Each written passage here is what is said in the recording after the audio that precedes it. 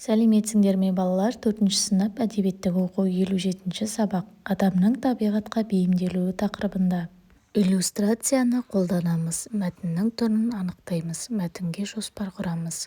Ойыңмен бөліс. Бірінші жаттығу. Адамның өміріне не керек екенін айтыңдар. Адамға не керек?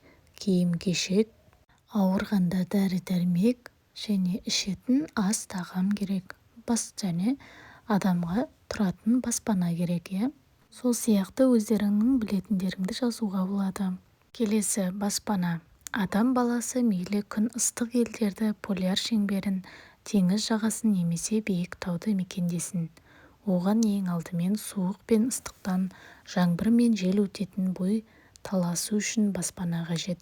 Сол себепті адамдар әрдайым қолда бар нәрседен үй тұрғызып, табиғат ерекшелігіне қарай бейімделіп отырады.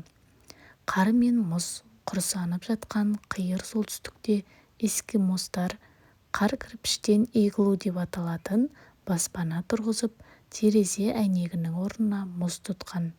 Иглу жылы болуы үшін итбалықтың майы құйылған табақшаға от қойып, қабырға мен еденге аң терісін тұтып төсеп тастаған. Ал солтүстік Америкадағы гонкин үндістер негізінен орманды мекендейді. Олар жерге иілгіш сырықтарды қадап, басын буып, оны ағаштың жас бұтағы немесе қабығымен жауып, вигвам деп аталатын баспана тұрғызған. Жапон шаруасы үйін бамбук, қағаз бен жөкеден тұрғызады. Бұл кедейлікке байланысты емес. Мұндай баспана Жапонияда жиі болып тұратын жер сілкінуіне мейлінше шыдамды келеді. Халқы өте көп. Құрылыс салу үшін ұлтарақтай жер жетіспейтін оңтүстік-шығыс Азияда адамдар джонка деп аталатын қайықта да тұра береді. Бүкіл отбасы сонда тіршілік етеді. Тіпті шалғай теңізге балық аулауға да үй іші бала-шағасымен түгел барады.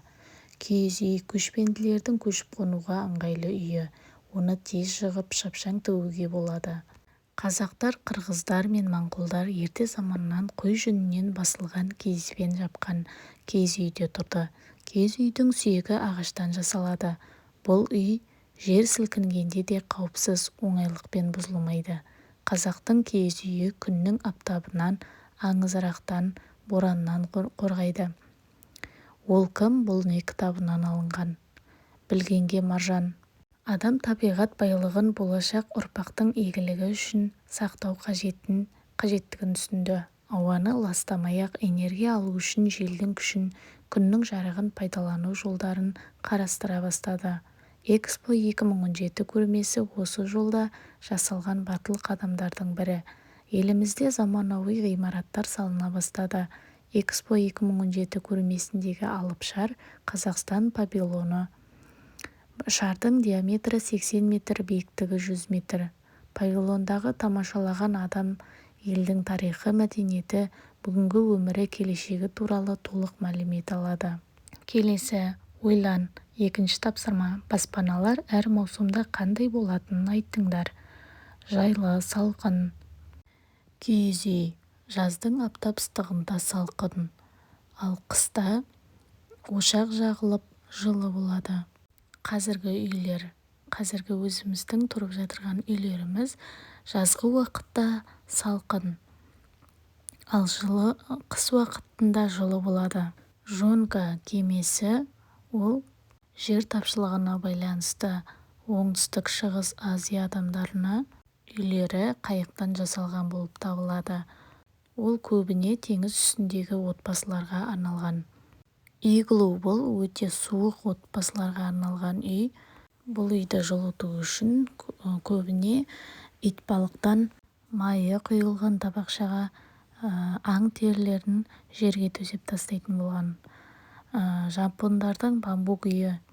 Бұл көбінесе жапондықтардың тұратын үйі. Бұл зілзала кезінде қауіпсіздік үшін салынған үй. Ал вигвам деген ол көбінесе ормандарда мекендейтін адамдардың үйі болып табылады. Ол көбінесе қыста өте салқын болады деп ойлаймын. Үшінші тапсырма. Мәтіндегі баспаналардың жайлылығы туралы не айтуға болады?